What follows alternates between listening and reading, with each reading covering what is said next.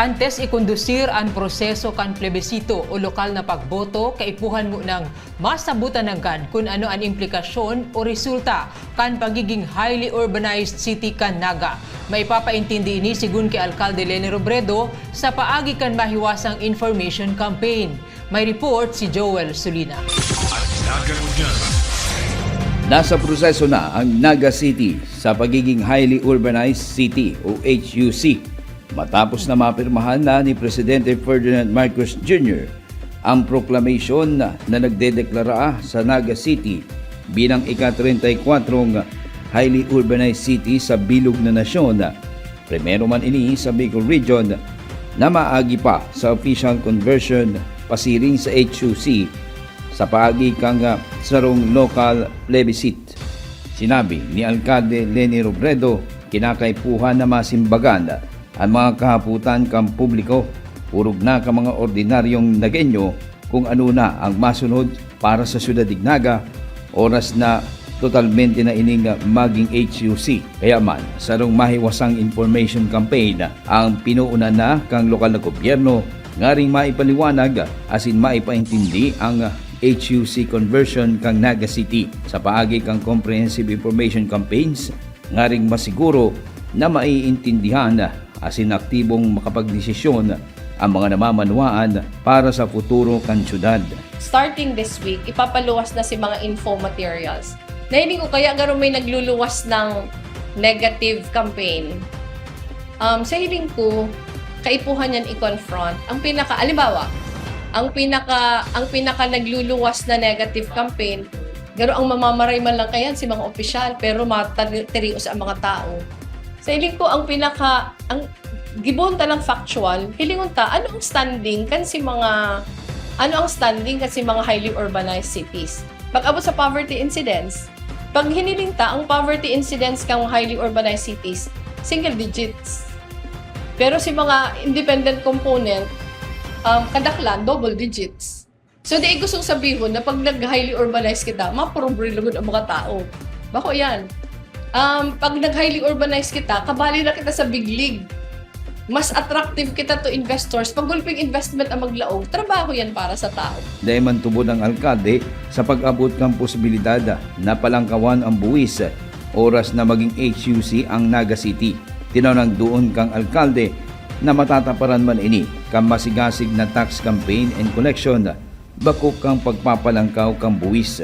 Aminado man ang alkalde na sa pirang taon na nakalilihis, manunataran na naging era-dependent ang Naga City kumpara sa local revenues. Ako nagtutubod na kaipuhan lang kawan ng taxes.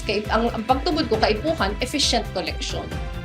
Nagibo man yan kang panahon ni Agum na naima naglangkaw taxes pero efficient ang collection. Ang sarap pang target Gato kayang time ni Agum, bako kitang era-dependent.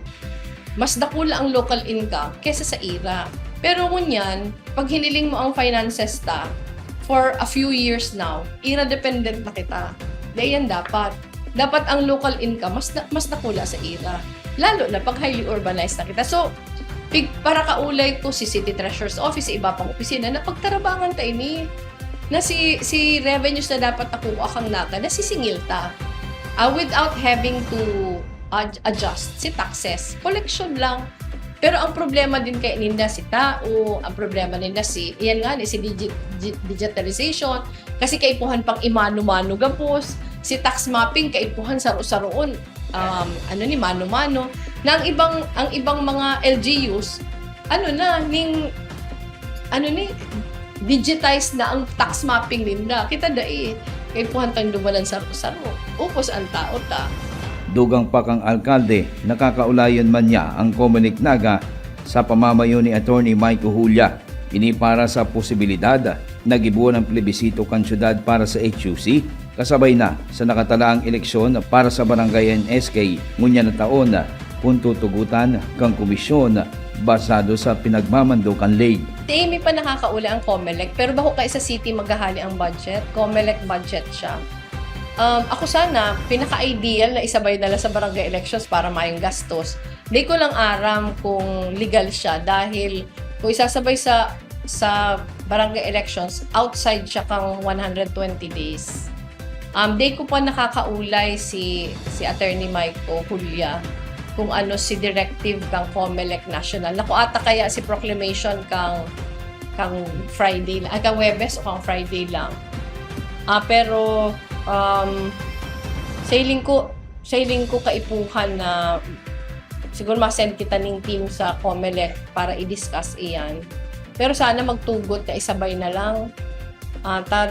Garon de man logical na magkaigwapan duwang burutuhan. Ang worry ko pati pag duwang burutuhan, baka si interest baga, baka di kito na magboto. Siyempre mas interesado yun sa barangay election sa may mga taong involved. Para sa Nagangunyan, Joel Sulina. Nagangunyan. Ika ako, kita ang Naga. Ang tabayan, ang iba pang impormasyong may kinaaraman sa Lambang Nagenyo. Ang Nagangunyan, sa ngaran kan sa Kuyang Pag-iriba sa Public Information Division na pinamamayuhan ni Jason Nyola. Ako si Riza Mostar Santos. Diyos mamalos.